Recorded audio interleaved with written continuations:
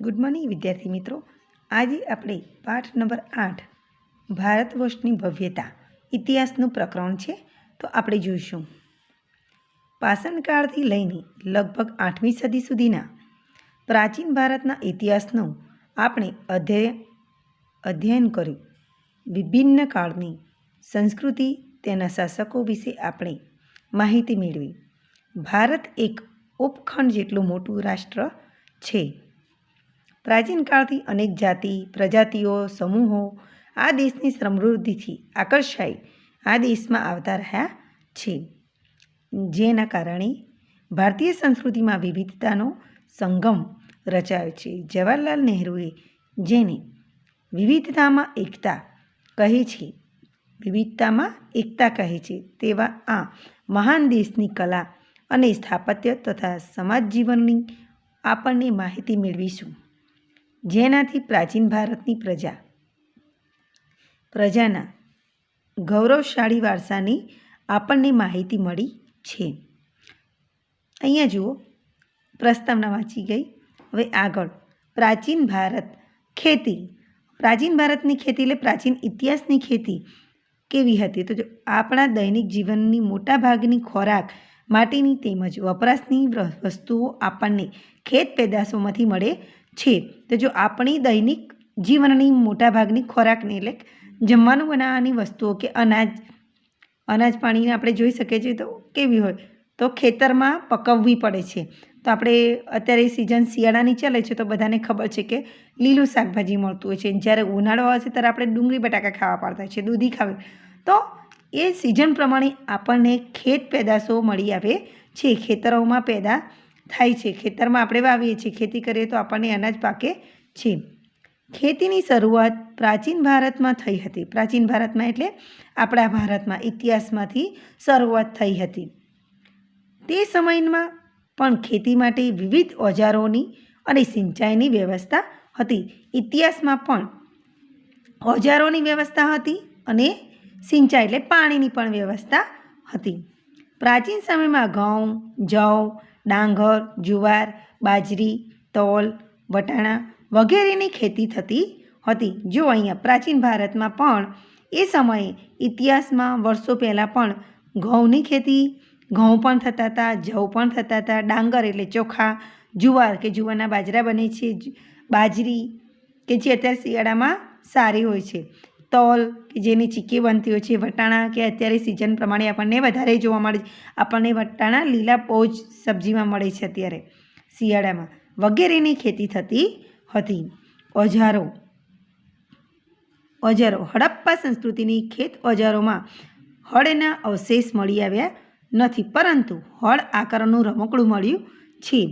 તેથી જાણી શકાય છે કે તેઓ હળનો ઉપયોગ કરતા હતા. જો હડપ્પાની સંસ્કૃતિમાં ખેતરના ઓજારો કે આપણે ખેતરમાં વાપરતા હોય તે સાધન અવશેષો મળ્યા નથી, પણ હળ આકારનું રમકડું મળી આવ્યું છે.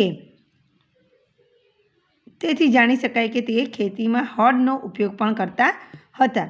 આજથી 2500 વર્ષ પહેલાં સમયની ખેતી લોખંડના સાધનોનો ઉપયોગ વધતો જતો હતો. તેમાં જંગલોને સાફ કરવા માટે કુહાડીનો, હળના ફાલનો પણ સમાવેશ થાય છે. આ ઉપરાંત દાંતરડું કુહાડીથી તેઓ પરિચિત હતા. અહીંયા જુઓ, આશરે 2500 વર્ષ પહેલાંની વાત છે કે જે સમયમાં ખેતીમાં લોખંડનો પણ વપરાશ થતો હતો અને એનું પણ સાધનો વપરાતા હતા કે જંગલોની સાફ સફાઈ કરવા માટે કુહાડી, હળના ફણા એટલે આગળ ચાંચ જેવું હોય તેની વાત છે. હળની આગળ દાંતીઓ હોય છે કે જે સાફ કરવા માટે આપણે અત્યારે હાલ તે ખરપી તરીકે ઉપયોગ કરતા જે પાવડા તરીકે ઉપયોગ કરતા હોઈએ છીએ. ઉપરાંત દાંતરડું કે ઘાસ કાપવા માટે આપણે ઉપયોગ કરીએ હતા. એ સમયે પણ એ લોકો દાંતરડા, કોવડી, લોખંડની ચીજોથી પરિચિત હતા. સિંચાઈ. સમૃદ્ધ ગામડાઓ વગર રાજાઓ અને તેમના રાજ્યનું ટકી રહેવું મુશ્કેલ હતું. જે રીતે ખેતીના વિકાસ માટે નવા સાધનો અને ધરૂરો પણ મહત્વપૂર્ણ પગલાં હતા, તેવી જ રીતે સિંચાઈ વ્યવસ્થા પણ ઘણી ઉપયોગી સાબિત થઈ આ સમયે સિંચાઈ માટે નહેરો, કૂવા, તળાવો તથા કૃત્રિમ જળાશયો બનાવવામાં આવ્યા હતા. એ સમયે પણ સિંચાઈ સમૃદ્ધ ગામડાઓ હતા. તે લોકોને વગર રાજાઓ વગર પણ તેમને રાજ્ય ટકી રહેતું હતું. મુશ્કેલ હોય પણ છતાંય ખેતીના વિકાસ માટે નવા સાધનો અને ધરુરોપણનું મહત્ત્વ પગલાં હતા. તો જુઓ, સિંચાઈ માટે એ લોકો શું કરતા? તળાવો જાતે જ બનાવતા, ખોદીને બનાવતા હતા. કૃત્રિમ તળાવો બનાવતા હતા અને પાણીનો સંગ્રહ કરતા હતા. બીજું તો કૂવા તો હતા જ, એ કૂવાની અંદર પાણી બારે માસ રહેતું હતું. નહેરો કે જે આપણે અત્યારે નર્મદા નહેર મોટામાં મોટી નહેર છે કે જે આપણે કચ્છ સુધી પાણી પહોંચાડીએ છીએ. તો અત્યારે હાલમાં આપણી જે નહેરમાં છે બારે માસ પાણી આપણને જોવા મળતું હોય છે ને એ પાણી શું થાય છે? કચ્છ સુધી લંબાયેલું છે કે ત્યાં પાણી જ નથી, કચ્છમાં પાણીનો અભાવ છે, તો આપણું પાણી ત્યાં સુધી મળી આવે છે. તો આપણે જોયું છે કે નર્મદા ડેમ એટલો મોટો છે કે આપણે આખી જિંદગી પાણી વગર ત્યાં સુધી પહોંચાડી શકીએ એટલું પાણી ત્યાં છે.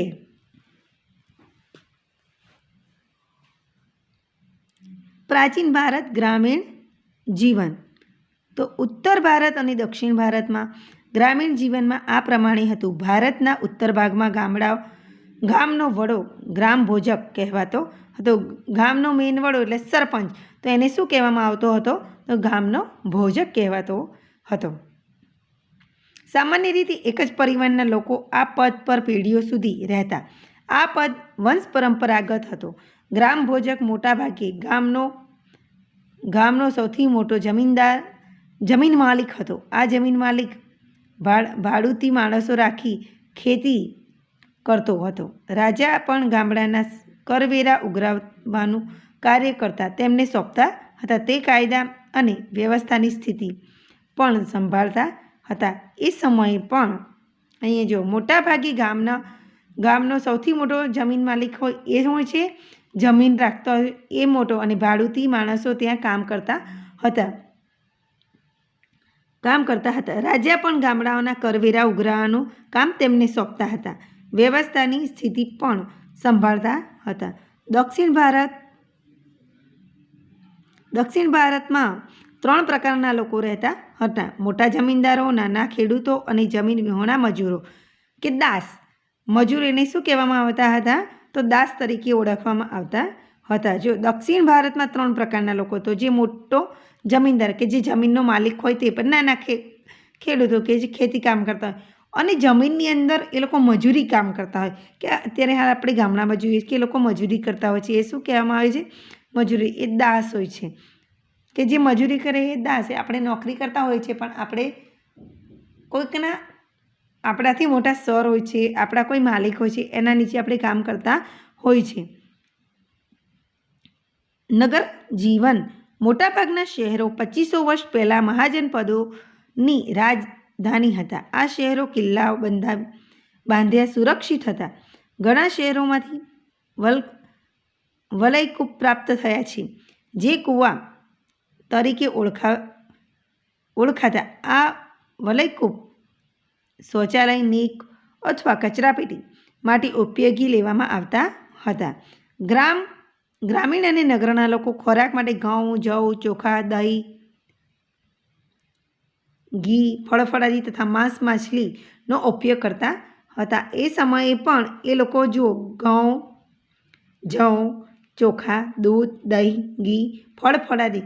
જો દૂધ અને દહીં અને ઘી આવે એટલે સમજી લો કે પશુપાલનનો પણ ઉપયોગ કરતા હતા. પશુપાલન પણ કરતા હતા. માંસ અને માછલીનો પણ ઉપયોગ કરતા હતા. એ સમયે માછ અને માછલી પણ એ લોકો ખાતા હતા.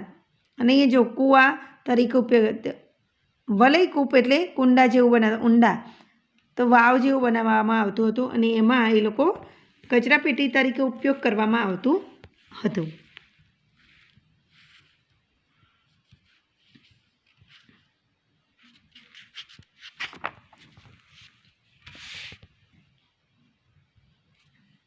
પુરુષો અને સ્ત્રીઓ. પુરુષો અને સ્ત્રીઓ સામાન્ય રીતે 2 વસ્ત્રો પહેરતા હતા. શરીરના નીચલા ભાગનું વસ્ત્ર નીવી અને ઉપલા ભાગનું વસ્ત્ર વાંસ કહેવાતું. ક્યારેક ઉપરના વસ્ત્ર ઉપર દુપટ્ટા જેવું અધિવાસ લપેટતા હતા. તો જુઓ, પુરુષો અને સ્ત્રીઓ સામાન્ય રીતે 2 વસ્ત્રો પહેરતા હતા. શરીરના ઢંકાવા માટે.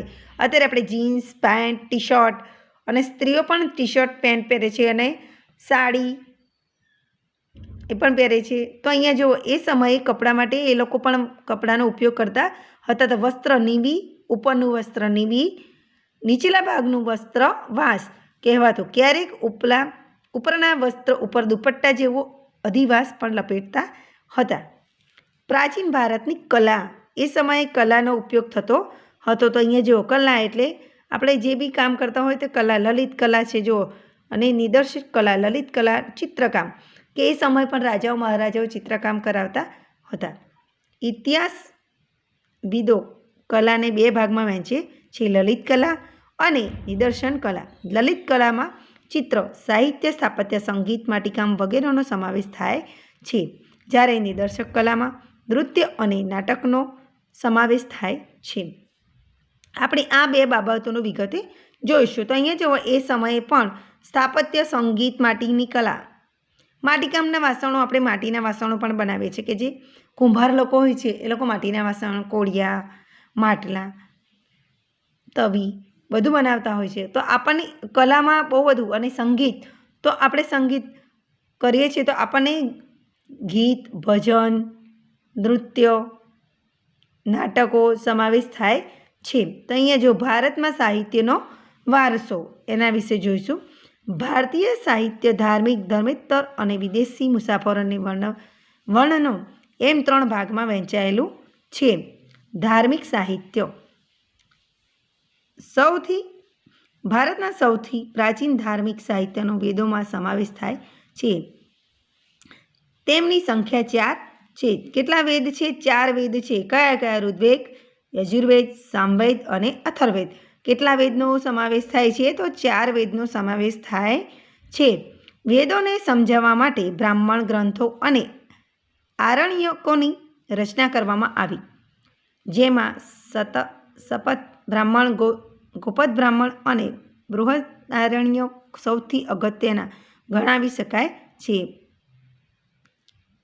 તો અહીંયા જોઈએ કે કેટલા અલગ અલગ બ્રાહ્મણોમાં આપણે જઈ શકીએ છીએ અને ગ્રંથો. તો શતપથ બ્રાહ્મણ, ગોપદ બ્રાહ્મણ અને બૃહદારણ્ય સૌથી અગત્યના ગણાવી શકાય છે. તો આ સિવાયના રામાયણ અને મહાભારત એ બંને મહાકાવ્યો પ્રાચીન ભારતમાં સમાજ, સંસ્કૃતિ અને ધર્મનો ત્રિવેણી સંગમ છે. વેદવ્યાસ રચિત મહાભારત પ્રારંભમાં જય સંહિતાથી ઓળખવાનું જે વિકસતું જતું 1,00,000 શ્લોકના મહાભારત થયું.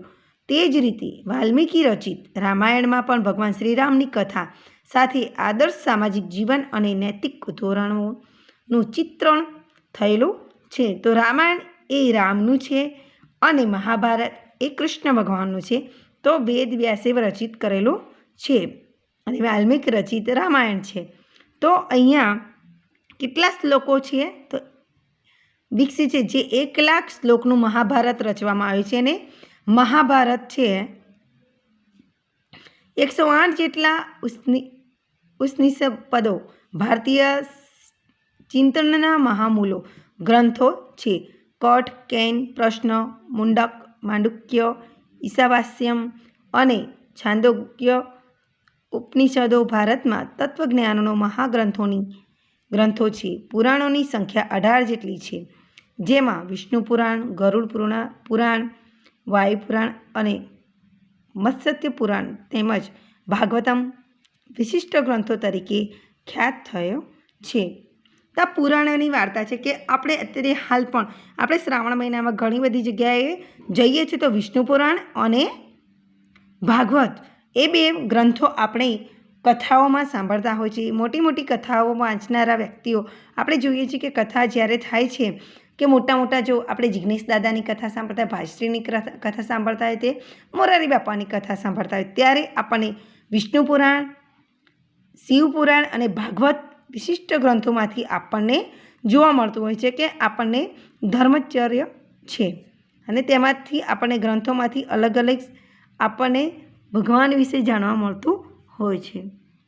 બૌદ્ધ અને જૈન ધર્મમાં મહાન ગ્રંથોમાંથી આપણને સામાજિક જીવન અને ધર્મની માહિતી મળે છે. તો અહીંયા જો બૌદ્ધ ધર્મ અને જૈન ધર્મ મહાન ગ્રંથોમાંથી આપણને સામાજિક જીવન અને ધર્મની માહિતી મળે છે. બૌદ્ધ ધર્મનું મૂળ ગ્રંથનો ત્રિપટક કહેવામાં આવે છે. તેમાં સૂત્ર પટિક, વિનય પટિક અને અભિધમ્મ પટિકનો સમાવેશ થાય છે. આ સિવાય જાતક કથાઓ, દીધ નિકાય, અંગુત્તર નિકાય અને મજ્જિમી નિકાય અગત્યના ગ્રંથો છે. શાકસેનનું મિલિંદી, પાન્હો પ્રશ્ન અને આર્યમંજીથી શ્રીમૂલ્ય અગત્યના બુદ્ધ ગ્રંથો છે. તિબ્બત ભાષામાં બૌદ્ધ ગ્રંથની કજર અને તંજર બે સંહિતા પ્રસિદ્ધ છે. જાતક કથાઓમાં દીધ ન્યાયક પણ બૌદ્ધ ગ્રંથો છે. આ ઉપરાંત બૃહદ કથા, હરિવંશ પુરાણ, વાસુદેવ હિડી, સિદ્ધહેમ શબ્દાનું શાસન, દ્રયાશ્રય અને કીર્તિ કૌમુદી મુખ્ય છે. તો આપણે જોયું કે આ બધા ગ્રંથોની વાર્તા કરી છે આપણે. જૈન ગ્રંથોમાં આગમન ગ્રંથો કહેવામાં આવે છે. જૈન ગ્રંથોને આગમ ગ્રંથો કહેવામાં આવે છે. આવા આગમ ગ્રંથોની સંખ્યા 12 છે.